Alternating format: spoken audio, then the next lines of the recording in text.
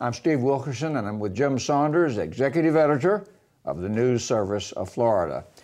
Jim, Governor Scott proposed last week that hospitals post on the internet for the public to see a lot of financial information about their profitability, about their cost, and so forth. And he had also appointed some months ago the Commission on Health Care and Hospital Funding for them to get into the same kind of subjects and hold hearings all across the state. And they've been pretty critical of hospital cost and procedures and profits. And then there's legislation on the docket for the 2016 legislative session on the same sort of subjects. This is building up to be a hot topic for the hospitals. It started during the 2015 session, during the spring. There was a ton of issues about hospital funding. There were some proposals coming out of the House on hospital regulatory issues. And the governor has basically taken these issues and run with them. And I think it's going to be really interesting to watch during the 2016 session, which starts in January, of how far he's willing to push these issues and how far the House is willing to push these issues. The Senate has been presumably more reluctant to deal with them. But there are cost issues, there are regulatory issues, and the governor obviously has some ideas about overhauling the hospital industry. Where did these concerns arise? After all, he is a hospital executive. And does this have some origin in some conflict that perhaps he and the hospitals have had over an issue? Well, I think there are a couple things going on. One of which is he clashed with the hospitals quite a bit during the 2015 session, or at least many of the hospitals, not all. There were issues about low-income pool funding, if you recall, which was a huge issue, and it's going to be back in 2016. The hospitals were trying to protect as much of that money as they possibly could. He wanted money for other things, tax cuts, those sorts of things, school funding. Also, there was a big fight during the 2015 session on whether to expand Medicaid under Obamacare. He and the House opposed it, and the Senate, with the backing of a lot of the hospital industry, pushed pretty hard on that issue. Didn't pass in the end, but there was a lot of raw feelings about it. So I think some of it is a carryover and sort of there's an origin within that, within the 2015 session. But this has really been going on for a few years. Shortly after getting elected to office, the governor formed a similar commission to look at public hospitals.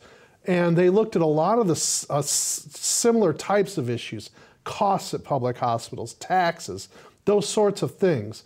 So this is not really new.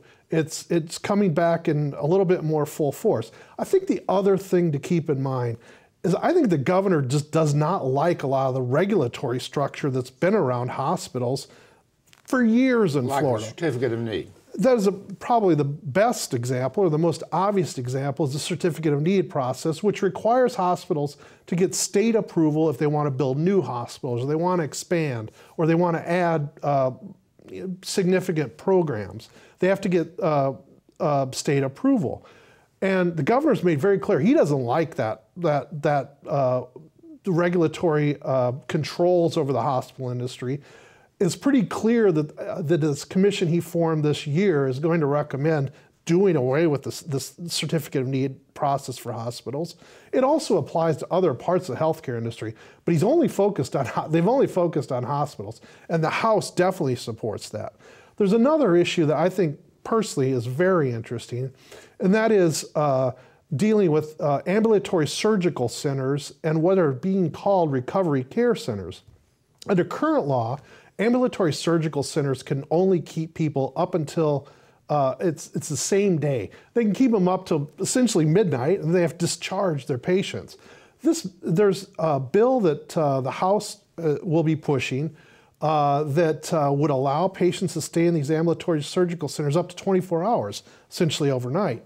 That bill also would allow what they're calling recovery care centers. And they're essentially places where patients could go for 3 days and recover from surgery. And not be in the hospital. And not be in the hospital. That's probably the key part of this whole debate, is that patients could go to ambulatory surgical centers, have procedures, go to recovery, and never set foot in hospitals. Now, obviously, there's a lot of angst in the hospital industry about this because, you know, again, they're taking away patients. I think also part of the angst is that the safety net hospitals, the public hospitals, the teaching hospitals, and so on, they're worried that a lot of their profitable patients are going to get skimmed off by these new ambulatory surgical centers and these recovery care centers, and that they're going to be stuck with, Medicaid paid patients and patients with very deep end conditions and charity care.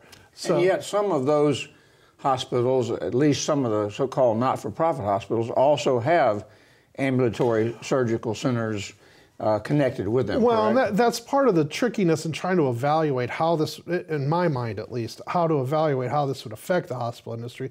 Because I think there's a lot of, over the years, there's been hospitals that have bought stakes in ambulatory surgical centers, or maybe they own them, or, that there's some crossbreeding, if you will, of the two types.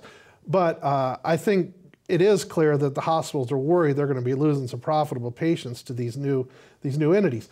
The governor, again, is supportive of this sort of thing, and I think his commission is going to be supportive too. In any case, there's going to be a lot of scrutiny on the industry. Well, I think, they've got to be gearing up for some serious issues during the session.